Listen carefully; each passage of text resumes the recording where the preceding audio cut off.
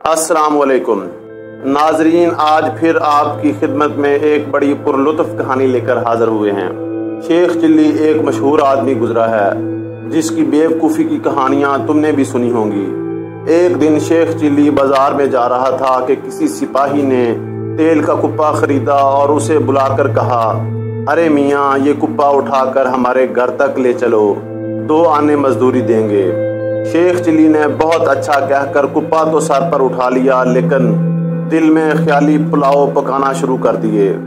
ये 2 आने मिलेंगे तो एक मुर्गी खरीदूंगा और फिर उसके अंडों से बहुत से बच्चे निकलेंगे, फिर उन्हें बेचकर एक बकरी खरीदा, उसके बच्चे बढ़ते बढ़ते बहुत से हो जाएंगे तो उन्हें बेचकर एक भैंस खरीदूंगा और भैंस को बेचकर कुछ ज़मीन खरीद लूँगा। इतने में ब्याह होकर कई बाल बच्चे पैदा हो जाएंगे। मैं जब खेत पर से भैंस के लिए चारे का गट्ठा सर पर उठाकर घर में आया करूँगा तो बाल बच्चे टांगों से चिमट जाएंगे कि अब्बा आए, अब्बा आए। मैं झिड़कर हटो हटो कहता हुआ गट्ठा ज़मीन पर मार दूंगा।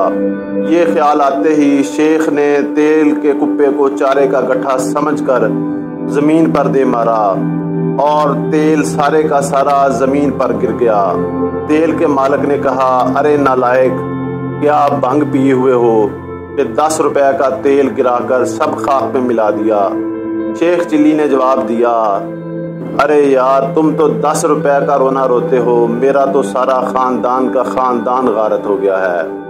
नाजरीन, अगर आपको वीडियो पसंद आई है, कहानी अच्छी लगी है तो इसको लाइक कीजिए और चैनल को सब्सक्राइब कीजिए। Thank you.